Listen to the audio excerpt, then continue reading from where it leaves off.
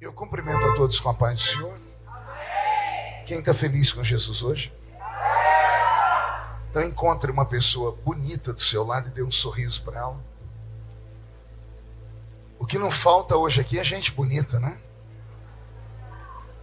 Se eu soubesse, eu tinha vindo com uma roupa dessas aí também, ó. Fui pego de surpresa. Uma alegria estar de volta aqui nesse lindo ministério, revendo amigos, conhecendo irmãos. A simpatia do apóstolo Júlio e da apóstola Joselene chega a constranger, gente. Deus abençoe vocês de todo o coração. E eu me lembrei que da última vez ela falou isso também, que ela me escuta desde pequenininha. Como se eu tivesse 200 anos de idade. É que eu comecei pregando muito cedo. Eu prego desde os 13 anos de idade. E hoje estou com 52, cara de 60, corpinho de 70.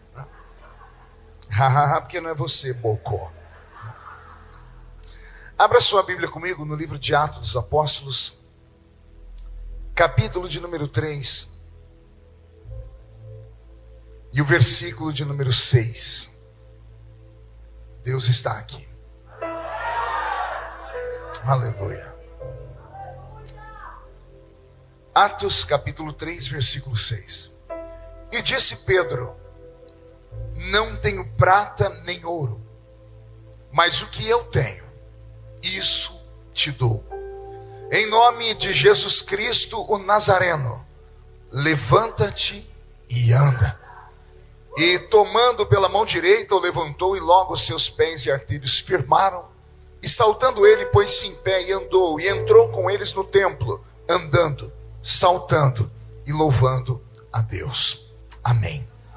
Feche a Bíblia, coloque no banco, na cadeira, e pegue na mão da pessoa mais perfumada do seu lado. Isso. É dia de festa. Aperte a mão da criatura com carinho até ela falar aleluia. Pentecostal que não faz barulho. Está com defeito de fabricação, não? Vamos orar? Senhor, mais uma vez nós te exaltamos. E nós entendemos que o Senhor está na casa. E que só o Senhor deve ser glorificado nesta noite. E que tudo aquilo que o seu coração desejar, faça acontecer na sua casa. Nós viemos, Senhor, em atitude de te adorar. Portanto, mexe com a nossa alma nesta noite. Revigora o nosso espírito nessa noite. E dê saúde ao nosso corpo, velho e cansado. E fala conosco. É o que eu te peço agora e sempre. E toda a igreja diz: amém. Os que podem, tomem seu assento aplaudindo a Jesus, porque Ele é bom, porque Ele é maravilhoso. O texto que eu li nessa noite, ele não aconteceu na festa do tabernáculo, mas ele aconteceu um dia depois da festa do Pentecoste. Israel tem 3 festas, entre tantas, são as principais: a Páscoa, o Tabernáculo e o Pentecoste. A festa do Tabernáculo é uma festa emocionante para o povo judeu. Eles rememoram os anos em que Deus os tirou do Egito e os levou até a terra prometida. Mas no interregno de 40 anos, o Senhor foi quem os sustentou no meio do deserto.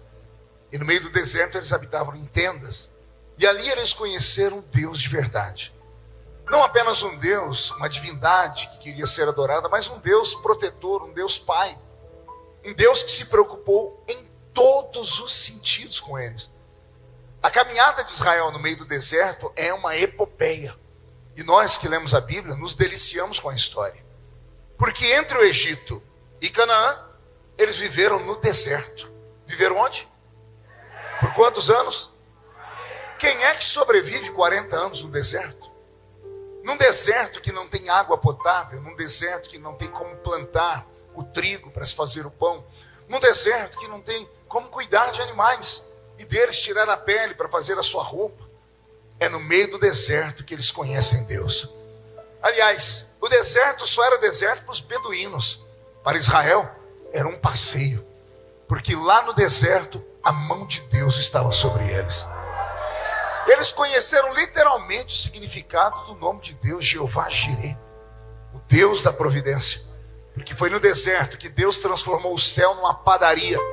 E por 40 anos, todos os dias às 5 da manhã, o pão estava lá na entrada da tenda deles.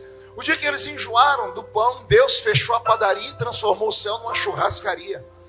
E fez chover carne na mesa deles.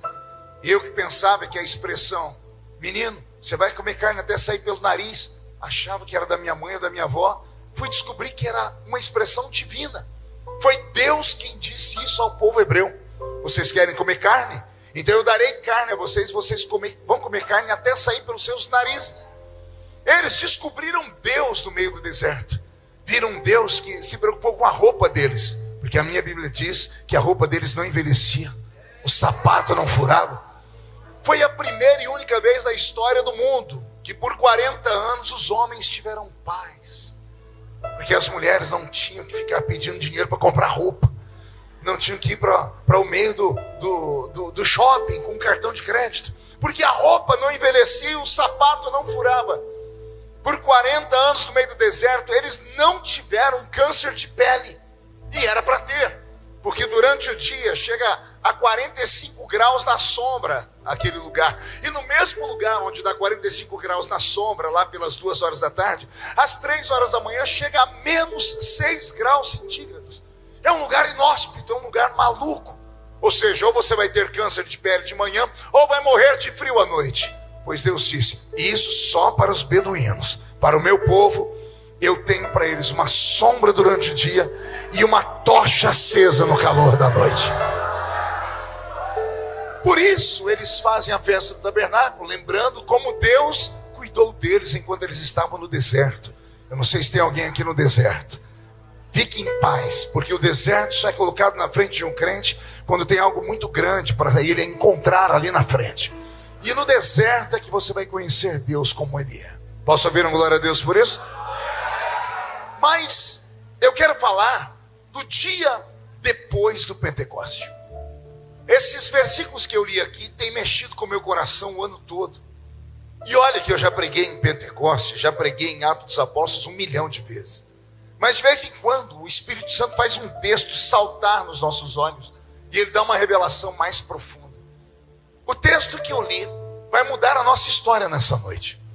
Pastor, como assim? O texto é extremamente conhecido, Pedro e João na porta do Templo Formosa. Quem nunca leu sobre isso? Quem nunca viu sobre isso?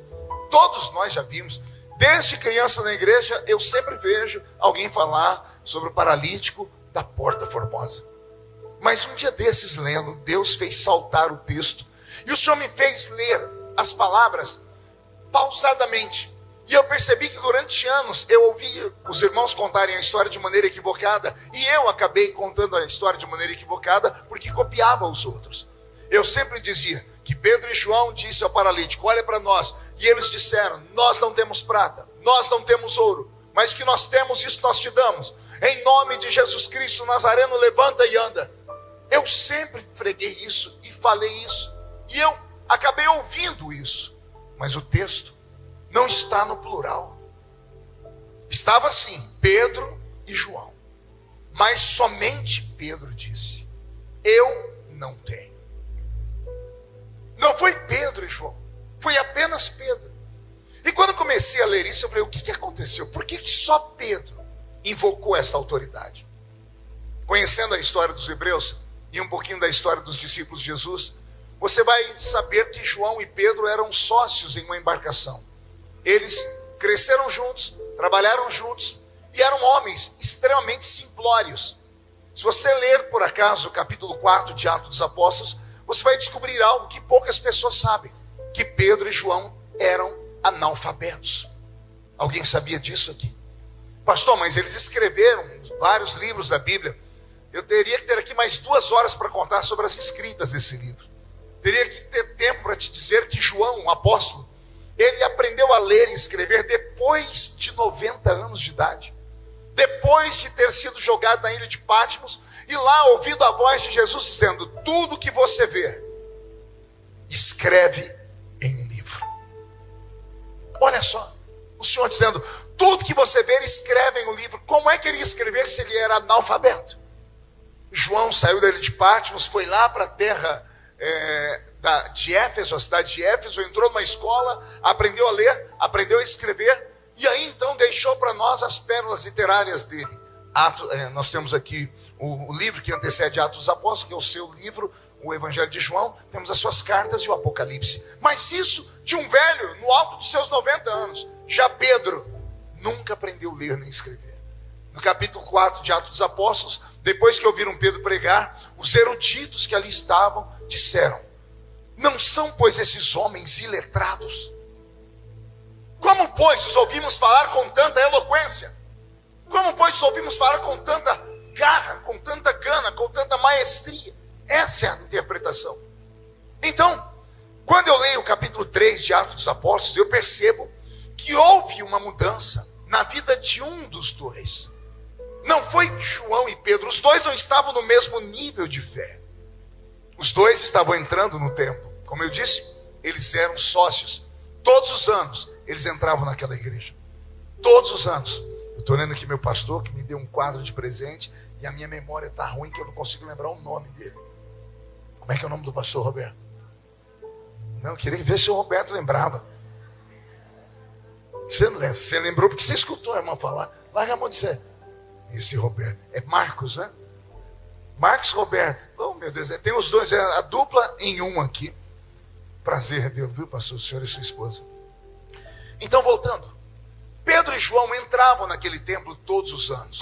Todos os anos, após a festa da Páscoa, eles iam naquele templo depois da festa do Pentecoste para fazer duas coisas: ou agradecer a Deus, porque o ano tinha sido próspero, ou pedir perdão a Deus pelo ano ter sido um ano de miséria. Era isso, todos os anos. Todos os anos eles entravam pela mesma porta. Por isso que a Bíblia Sagrada faz questão de dizer que a porta era a porta formosa. Haviam 12 portas. Por que a Bíblia Sagrada faz questão de dizer o nome da porta? Porque aquele paralítico não era o único paralítico daquela igreja.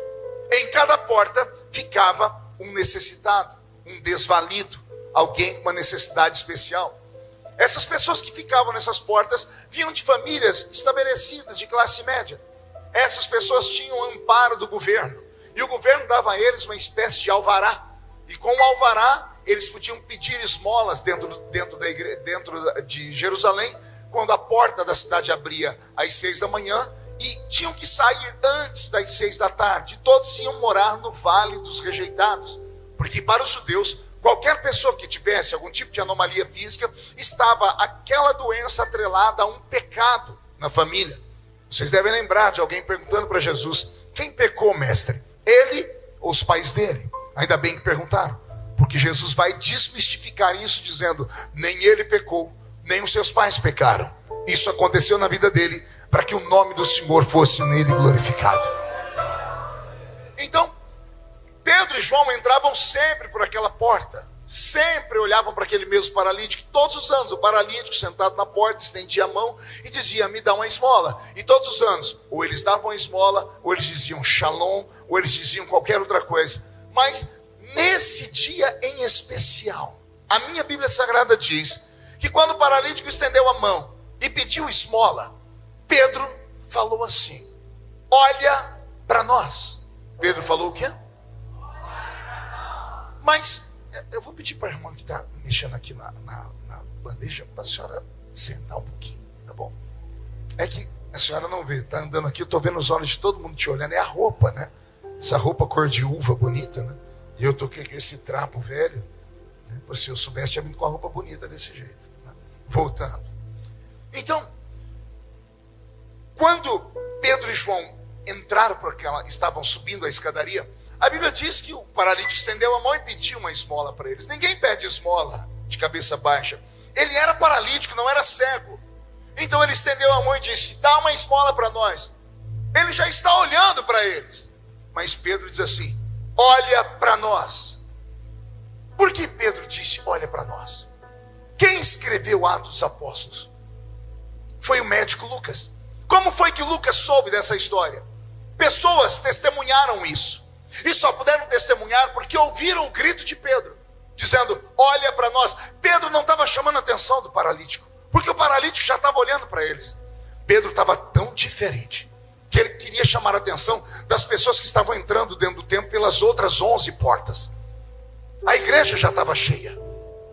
Quando Pedro viu aquele homem pedir esmola, Pedro olhou para ele e disse assim: olha para nós. Ele estava usando isso como um subterfúgio para chamar a atenção de todas as pessoas. O grito foi tão alto que todos pararam e olharam para Pedro. E aí Pedro diz: eu não tenho prata. Por que ele disse eu? Porque quando o paralítico pediu oferta, João já foi mexendo no bolso. João ia dar uma oferta para ele.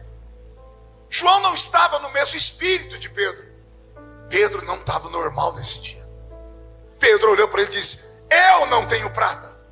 Imagina até João parando, pegando um saquetel de dinheiro, voltando o dinheiro para dentro do saquetel, olhando para Pedro, tentando entender o que está acontecendo. Todas as pessoas estão olhando e Pedro começa a gritar mais alto: eu não tenho prata, eu não tenho ouro, mas o que eu tenho,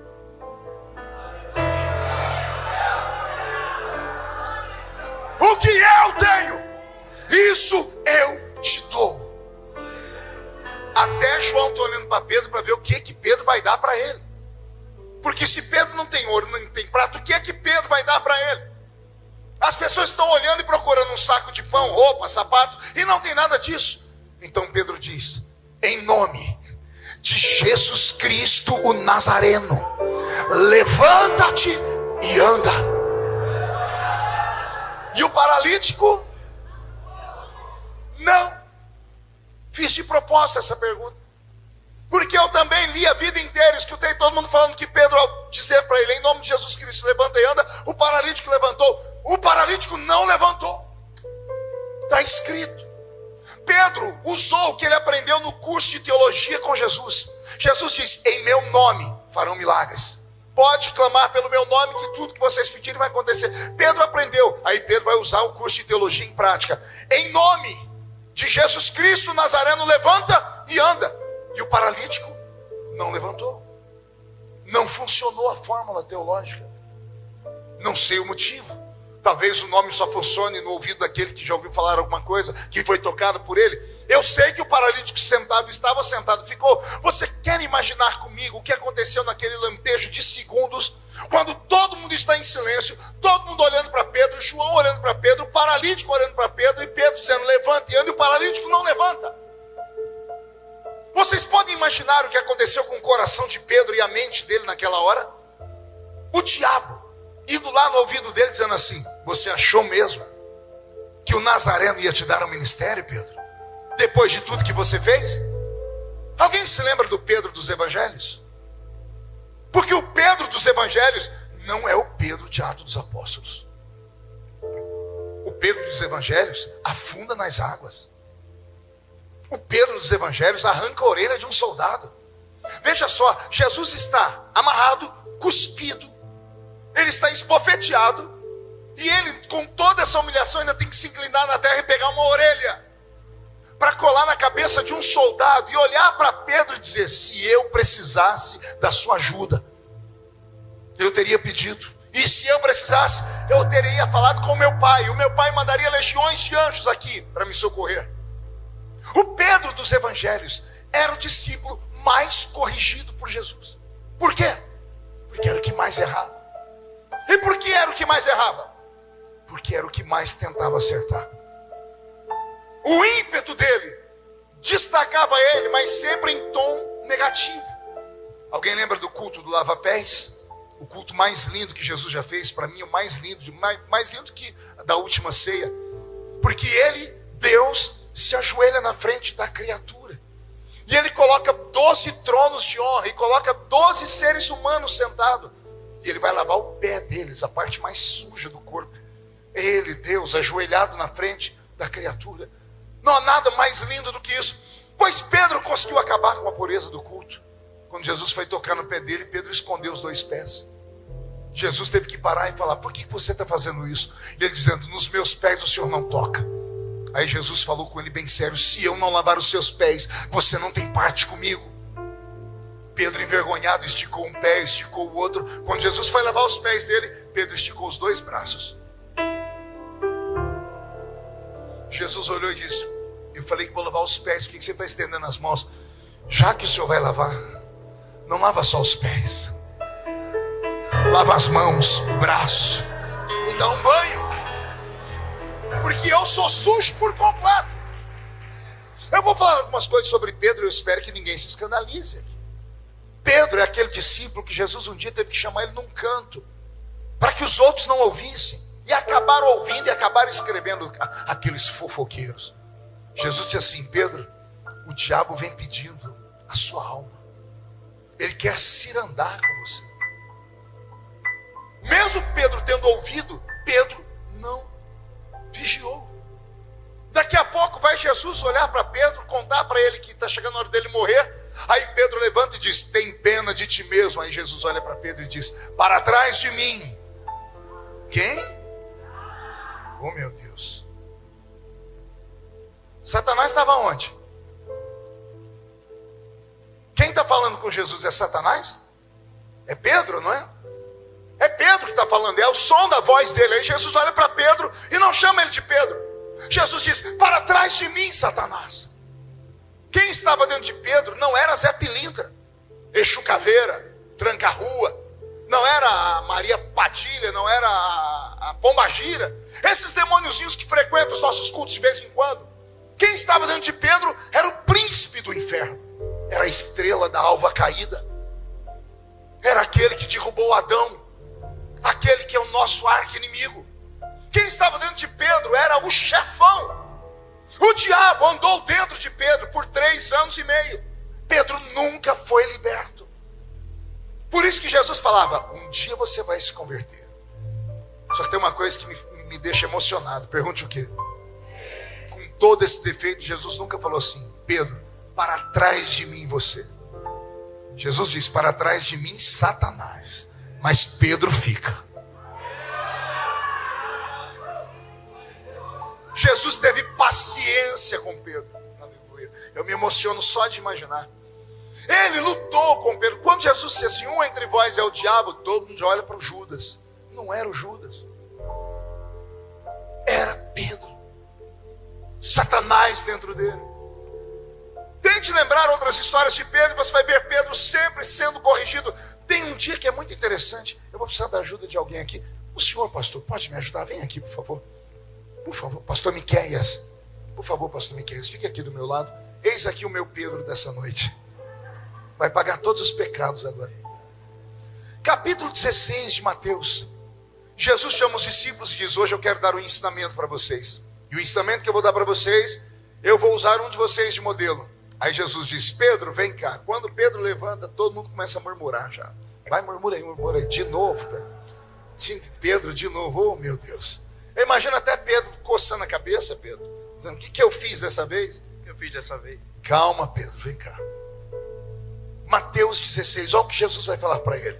Aprendam: tu és Pedro, e sobre esta pedra eu edificarei a minha igreja, e as portas do inferno não prevalecerão contra ela. Fica aqui perto. Você sabe por que você deu glória, não? Porque esta palavra é viva. Ela não saiu da boca de anjo, nem de apóstolo, saiu da boca do Cristo, o Verbo. Ele olhou para Pedro e deu um ensinamento que a Igreja Católica deturpou. A Igreja Católica diz que Pedro é o alicerce da igreja. Se Pedro fosse o alicerce da igreja, a igreja estava morta há muito tempo. Jesus está falando com Pedro, então eu vou agora fazer a parte de Jesus falando, mas eu vou pregar com a voz e com a mão, e eu preciso que você preste atenção. Pedro é o único discípulo que tinha 3 nomes. Sim ou não? Tinha dias que Jesus chamava ele de Simão, tinha dias que Jesus chamava ele de Cefas, e tinha dias que Jesus chamava ele de Pedro. 3 nomes. Por quê, pastor? Vou te dar só uma luz para você estudar depois, senão você não... As pessoas têm que buscar conhecimento também. Eu sou casado há 32 anos com a irmã Edileuza. E 32 anos casado, nós temos um vínculo de intimidade que eu não chamo ela de Edileuza. Eu chamo ela carinhosamente Di. Então, todos os dias quando eu converso, Di, tá tudo bem por aí? Di. É a forma carinhosa. De vez em quando eu falo assim, Edileuza, ela para e diz: por que você está me chamando assim? Eu falei: porque é o seu nome de batismo. Não. Você só me chama assim quando tem um problema. Acontece com alguém aqui também assim em casa ou não? Todo mundo. É mais ou menos isso. Em cada momento Jesus chamava ele de um nome. Tinha horas que Jesus estava alegre e chamava ele de um nome. Você vai ter que descobrir, não vou falar qual. Tinha horas que Jesus estava triste, chamava ele por outro nome. Tinha horas que Jesus ia repreender ele, chamava ele por outro nome. Tá bom? É por isso que ele tinha 3 nomes. Fica aqui perto de mim, Pedro. Olha só. Preste atenção na minha voz, na minha mão. Tu és Pedro. A palavra Pedro é uma palavra grega que significa pedra pequena. Pedra esmiuçada. E pedra esmiuçada é areia. E areia é aquele elemento que existe nesse nosso mundo, essa matéria, que nada que você tente edificar em cima dela resiste. Por isso o contexto sobre a edificação da igreja. Jesus está falando exatamente o contrário do que pensam os católicos. Jesus está falando assim: tu és Pedro, uma pedra pequena que não presta para nada. Você é uma pedra esmiuçada. Jesus está dizendo, você é um nada. Os discípulos, todo mundo concordando. É verdade. Jesus revelou Pedro. Tu és Pedro, uma pedra pequena que não presta para nada. Mas sobre esta pedra. Entendeu aí ou não? É Jesus falando, tu és uma pedra pequena que não presta para nada. Mas sobre esta rocha, a pedra de esquina, a pedra angular, a rocha de Meribá, que para os desavisados está aqui nessa noite, servindo água para aquele que tem sede, a rocha do deserto. Chega mais, você está fugindo de mim, Pedro? Fica aqui. Tu és Pedro, tu és uma pedra pequena que não presta para nada, mas sobre esta pedra eu edificarei, porque sobre a areia não dá para edificar nada. Sobre você eu não consigo alicerçar nada, mas sobre esta rocha eu edificarei. Por favor, não se escandalize. Eu edificarei a minha igreja. Pedro não é o alicerce, Pedro é a igreja. E quando o diabo ouviu no inferno que Pedro era a igreja, disse, então acabou a igreja, porque eu cirando com ele, eu habito dentro dele, ele está possesso por mim, eu faço ele errar toda hora. O diabo vai dar um grito do inferno e dizer, se ele é a igreja, eu acabo com ele. Aí Jesus diz, porém, as portas do inferno. Quer tocar em Pedro, Satanás? Tem que passar por cima de mim primeiro. Porque as portas do inferno não prevalecerão contra ela.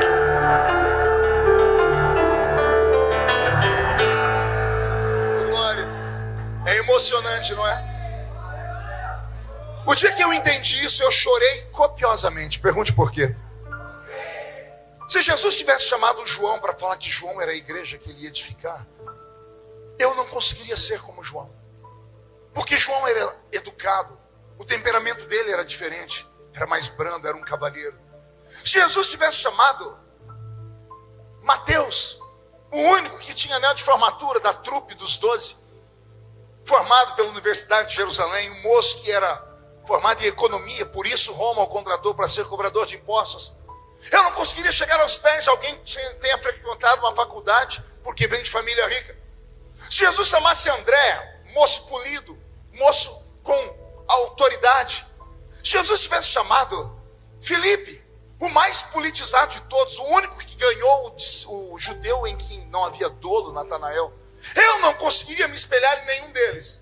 Mas em Pedro, eu me espelho. Eu sou um Pedrão. Eu sou um Pedro da Silva Sauro. Tentando acertar, eu acabo errando. Eu até pulo nas águas, mas eu acabo afundando. Eu não deixo ele lavar meu pé, porque às vezes eu acho que eu não mereço mesmo. Então eu tenho que ouvir ele puxar minha orelha e dizer assim, não é porque você merece, é porque eu te amo. Pela graça sois salvos, por meio da fé. Isso não vem de vós, porque é um dom de Deus. Ninguém aqui dentro pode ser salvo por obra própria. Se houvesse qualquer coisa que o homem pudesse fazer para ser salvo, Jesus não teria morrido na cruz do Calvário. Nós não fomos salvos porque merecemos, fomos salvos porque Ele nos amou. E quando Ele pegou o Pedro e destacou o Pedro, era a maneira dele falar assim, gente, olha para Pedro, se eu uso ele, eu uso qualquer um de vocês aí. Então, você só precisa acreditar. Então Pedro é esse discípulo. Todas as memórias que eu tenho de Pedro lá nos evangelhos, é ele errando, é ele tombando, é ele caindo, é ele afundando, é ele possesso. Esse é o Pedro. Mas o Pedro de Atos 3, muda a música, Pedro, não é o mesmo Pedro. Ele arrumou uma autoridade que eu nunca vi na vida.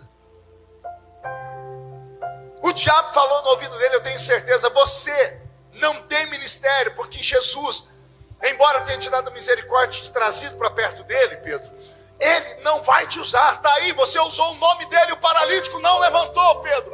Era para Pedro ter saído correndo dali, dizendo assim, acabou meu ministério. Eu talvez faria isso. Mas Pedro não estava normal. Ao invés de Pedro correr para longe do paralítico, ele pulou em cima do paralítico. Está escrito, e Pedro, tomando o paralítico pela mão direita, o colocou em pé. Eu queria saber como é que alguém coloca um paralítico em pé. Porque as pernas não ficam eretas. As pernas podiam ser todas tortas. Pedro não olhou para nada disso. Pedro não estava normal. Havia uma confiança dentro dele, havia uma fé dentro dele, que se Jesus der para nós aqui nessa noite, eu estou com o corpo todo arrepiado. Se Jesus der para nós a metade do que ele deu para Pedro, não um décimo, eu já estou feliz. Quando você sair por aquela porta, eu tenho pena dos demônios que mandam na rua da sua casa. Eu tenho pena dos demônios que atormentaram a sua família essa semana toda. Não vai sobrar demônio na sua casa, nem na rua da sua casa, nem para fazer mandinga. E se alguém acredita nisso, agora reage, dá um grito bem alto de glória a Deus.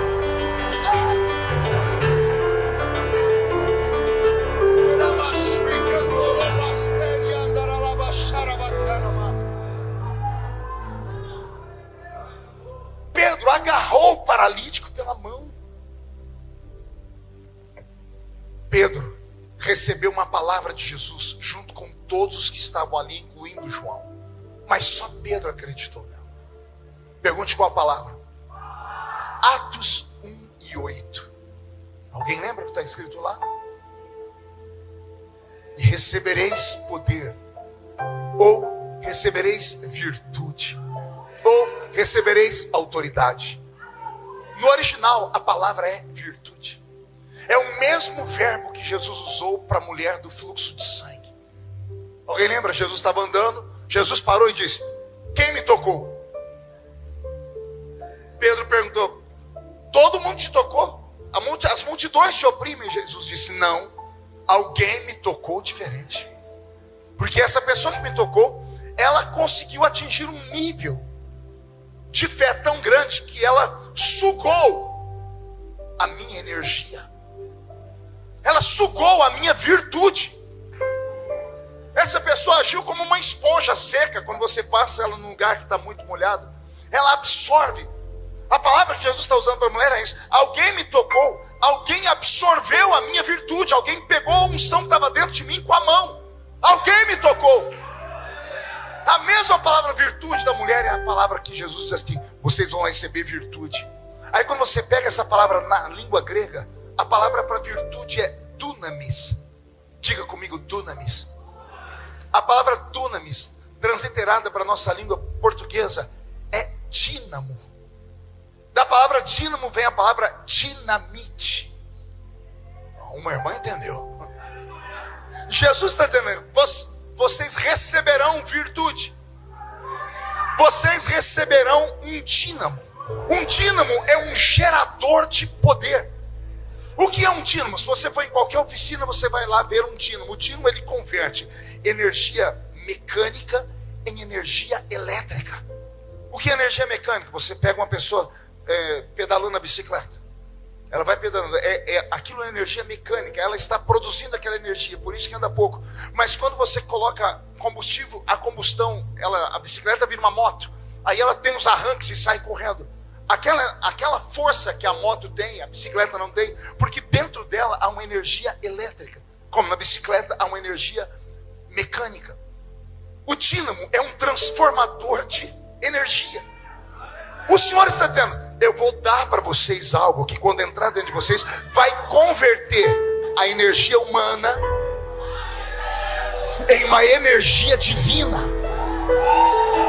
Vão olhar para você e vão ver só um homem, mas quando você atuar, você vai atuar como um filho de Deus.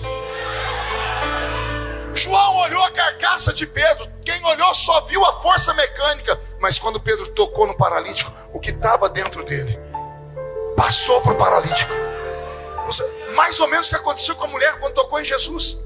Quando tocou um no outro, a unção que estava em Pedro foi parar dentro do paralítico e entrou dentro das células dele, foi nas juntas e medula, e modificou os ossos, modificou tudo que estava dentro dele e endireitou o poder criativo de Deus. A nossa geração não conhece mais esse poder, mas a geração na qual eu nasci, a mais antiga, da qual eu ouvi histórias, eles tinham esse poder. Quantas pessoas eram curadas no culto? Quantas pessoas eram arrebatadas no culto? Quantas pessoas tinham visão de anjos no culto? E por que nós já não temos mais essas coisas? Porque nós agimos na força mecânica. Tudo que a gente faz é uma produção nossa. A gente que canta, a gente que bate palma. Nós não conseguimos converter essa fé, esse desejo, essa nossa crença em uma crença sobrenatural, como os discípulos conseguiram. Nem todos. Pedro conseguiu. Pedro ficou tão anormal que a minha Bíblia diz, e eu acredito que está escrito, que colocavam os paralíticos, os doentes na rua. Não era para Pedro tocar. Era para quê? A sombra de Pedro. Isso aqui, ó, esse negócio que me acompanha, as pessoas só queriam que isso aqui tocasse nelas. Que homem é esse?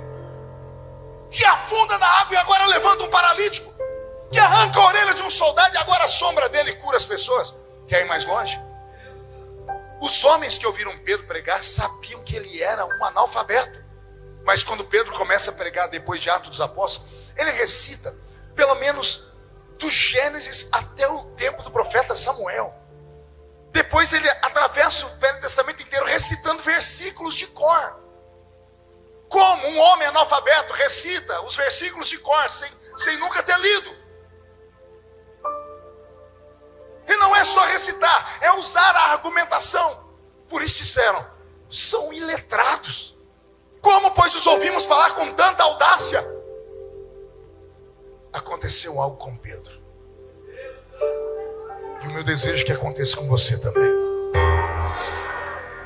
Tudo aconteceu no dia anterior. E foi mais ou menos assim. Estavam todos reunidos no mesmo lugar. Quando de repente veio do céu um som, como de um vento forte e impetuoso, que encheu a casa onde estavam assentados. Foram vistos por eles línguas repartidas como que de fogo, as quais pousaram sobre cada um deles. E todos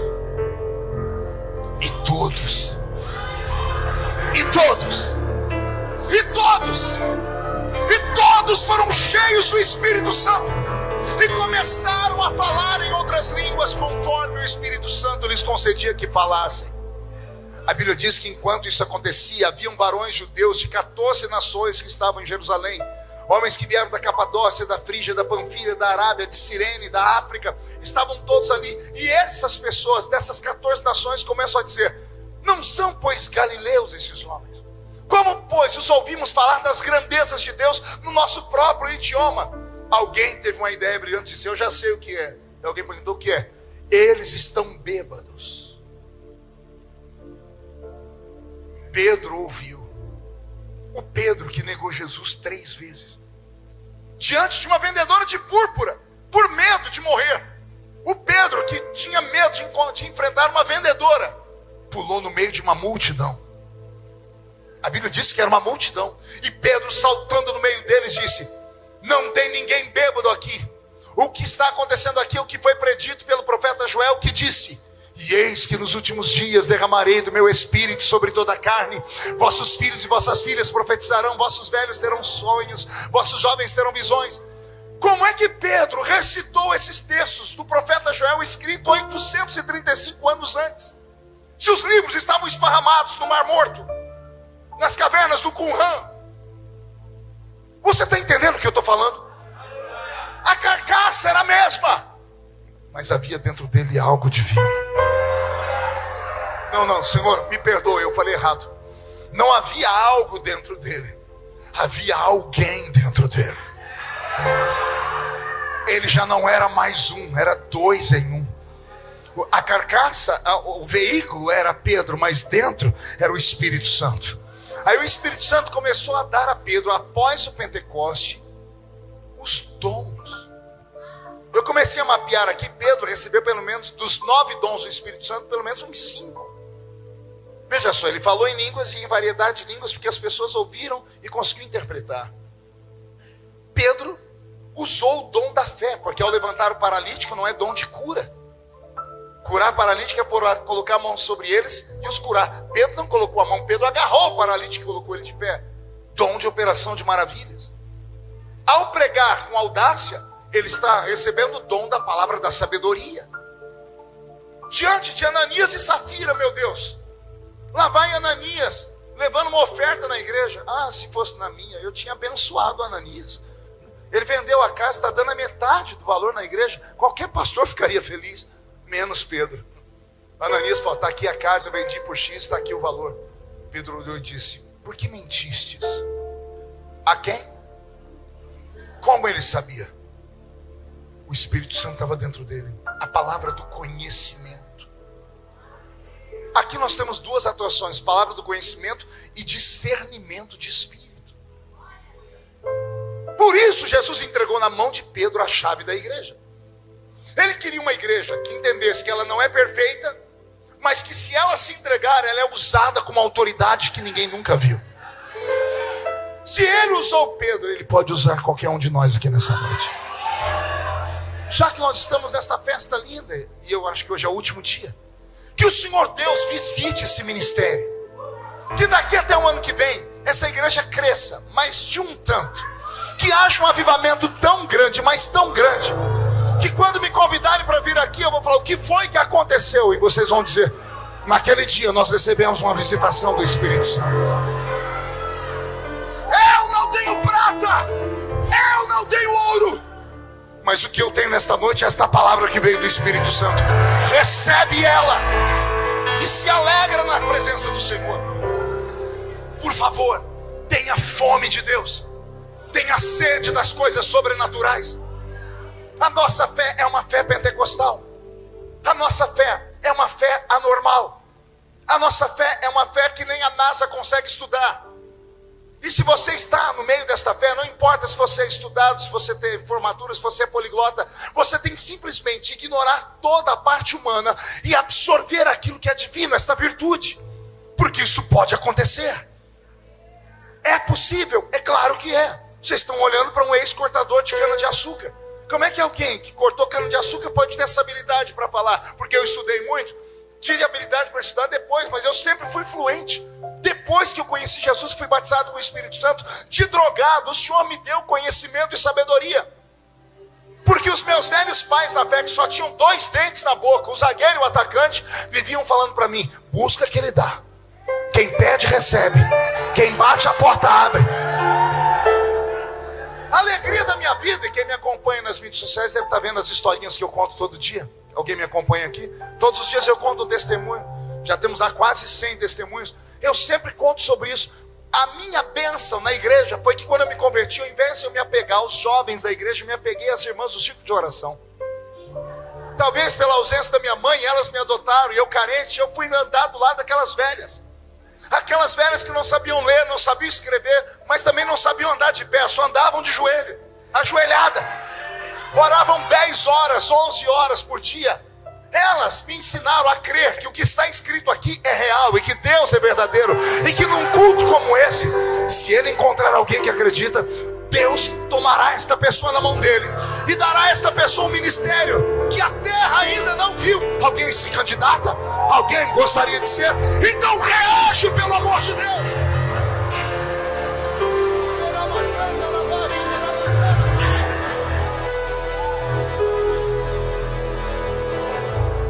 Eu vou terminar dando apenas um ensinamento. O batismo com o Espírito Santo é uma chave. O crente batizado com o Espírito Santo, aquele que recebeu o batismo com o Espírito Santo e orou em línguas, ele recebeu uma chave. Uma chave que em certos momentos do culto, ou em casa, ou à noite orando, ele recebe de Deus a oportunidade de acessar um outro nível de existência. Paulo diz que o culto começa na terra, mas ele termina nas regiões celestiais. O culto vai crescendo. De que forma? Quando vocês se ajuntam, uns têm salmos, outros têm testemunho, palavra e louvor, louvor e palavra. O culto vai crescendo. Na medida que o culto vai crescendo, quando há essas explosões de glória, nós já começamos a sair da terra. Nós começamos a caminhar nas regiões celestiais. E o que tem nas regiões celestiais, pastor? Tem um armário. Um armário com 9 prateleiras nele. A chave para abrir esse armário é o batismo com o Espírito Santo.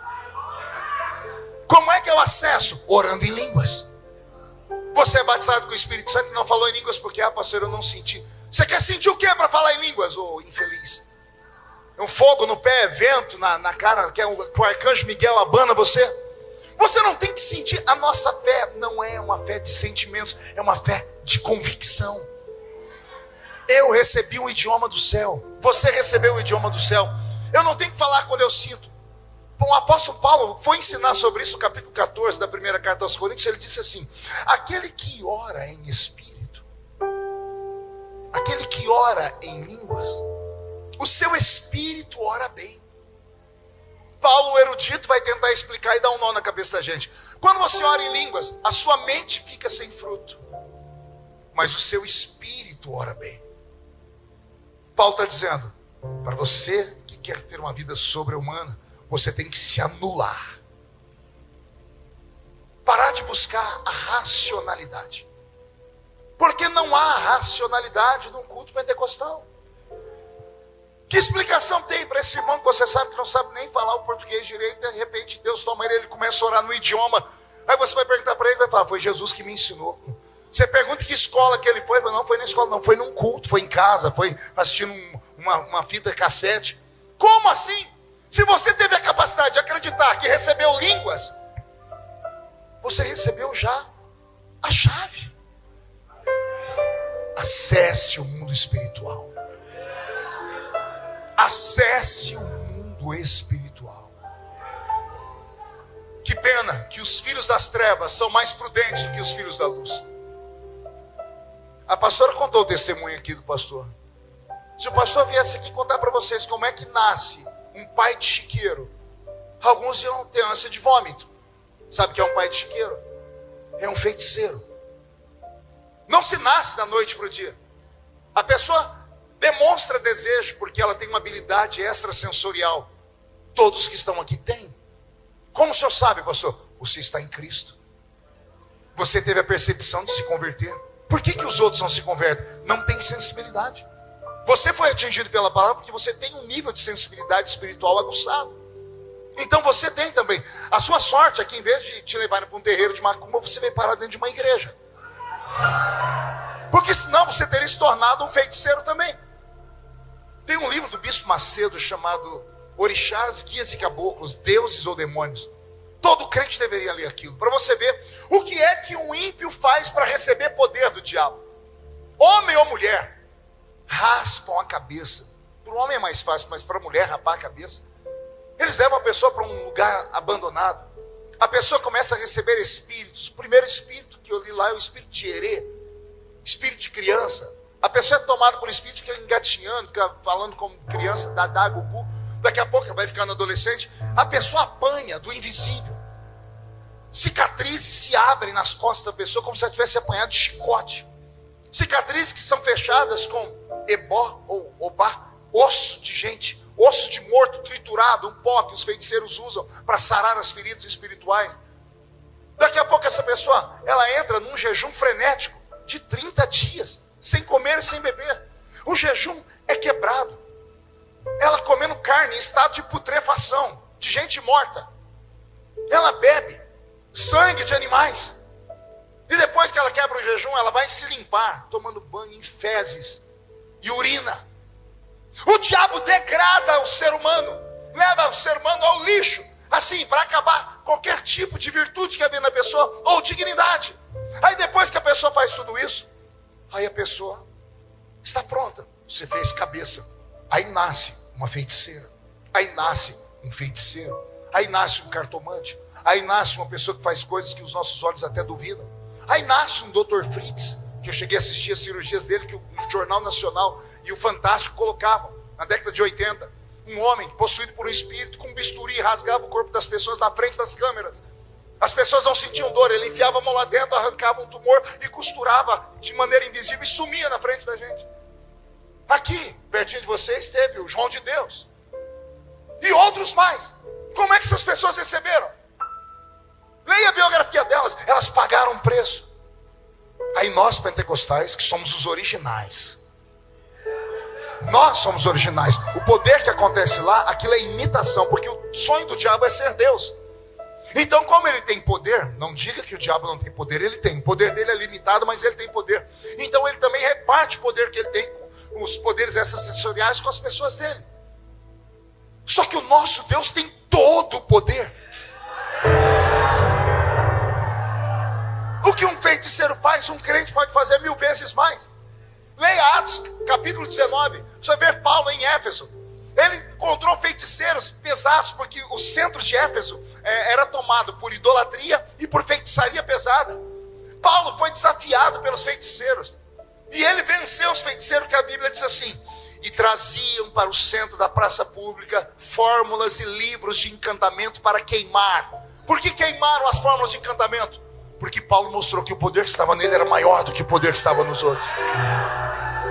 Os crentes da Bíblia sabiam isso. Não foi esse o desafio de Elias? Vamos fazer um desafio aqui: o Deus que for Deus vai derramar fogo. Desde o Velho Testamento, todos os que trabalharam com Deus tinham poderes extrasensoriais. E isso não pode ter morrido. Não pode ter acabado com a geração que passou. Não pode ser algo exclusivo só do apóstolo Valdemiro. Não pode ser apenas o missionário R. Soares. Não é exclusividade deles. É para todos nós. É uma ordem. Marcos 16 e 15: ide por todo mundo, pregai o evangelho a toda criatura. Quem crer e for batizado será salvo, mas quem não crer será condenado. E estes sinais seguirão aos que crerem: em meu nome expulsarão demônios, falarão novas línguas, pegarão nas serpentes.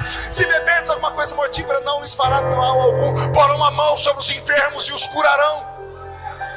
Está escrito. E por que nós não temos autoridade? É simples. A gente vem para a igreja como se estivesse entrando numa reunião do Lions Club, do Rotary Club ou da maçonaria. A gente vem, gosta da música, a gente gosta de uma piadinha. Os crentes hoje amam piadinha na igreja. É como se o púlpito tivesse virado um picadeiro. Os nossos velhos pais não faziam isso. Aliás, os velhos pais, nós achávamos que cara feia era sinal de santidade, porque os crentes nem riam. Eles tinham esse lado deles, mas parece que isso dava a eles algum ganho.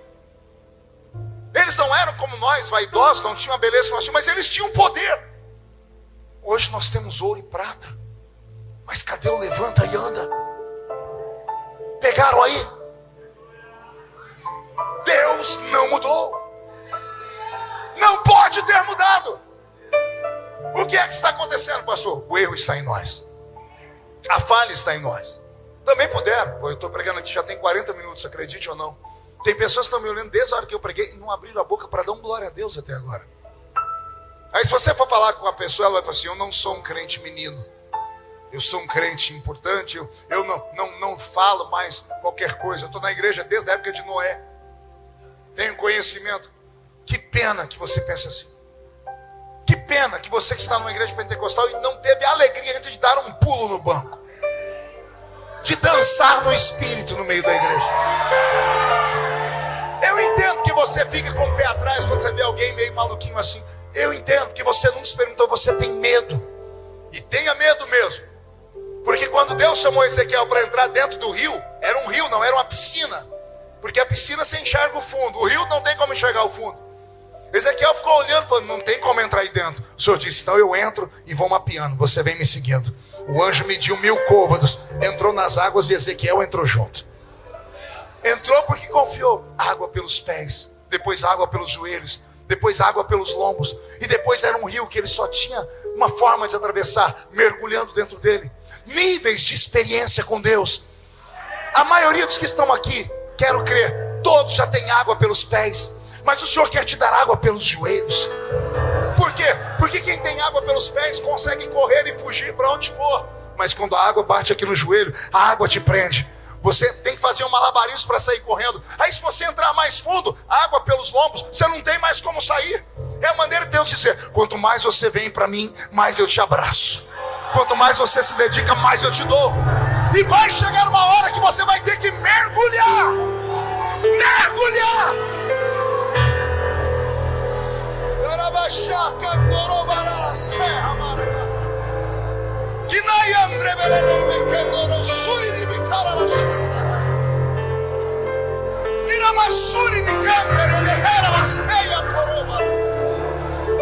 Jesus está na casa, o Espírito Santo está na casa, os anjos estão aqui dentro, recebe a sua parte.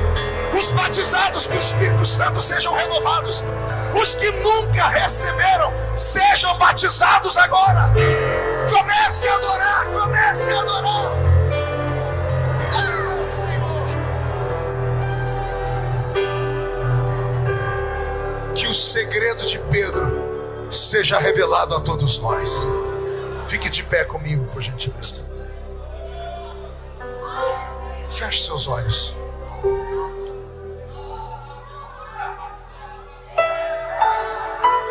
Senhor, nos leva para dentro de um oceano. Levante a mão direita para o céu comigo e diga em nome de Jesus: todos os demônios que roubaram a nossa percepção do mundo espiritual, que roubaram os dons, eu ordeno, venha para a palma da minha mão, feche a sua mão com autoridade e feche seus olhos. Aproveita e feche o guarda-chuva, porque eu queria ver isso aqui esquentar, Roberto, como os graus do sol. Eu vou contar até 3, nós vamos jogar no chão e você vai pisar em cima disso aí. É um ato profético. 1, você nunca mais será o mesmo. 1,5, sua família sentirá orgulho de você de novo. 2, quem viver verá para ver o que Deus fará na sua vida depois desse culto. 2,5, um tempo de avivamento começa a se aproximar deste lugar. 3, jogue no chão, pise em cima.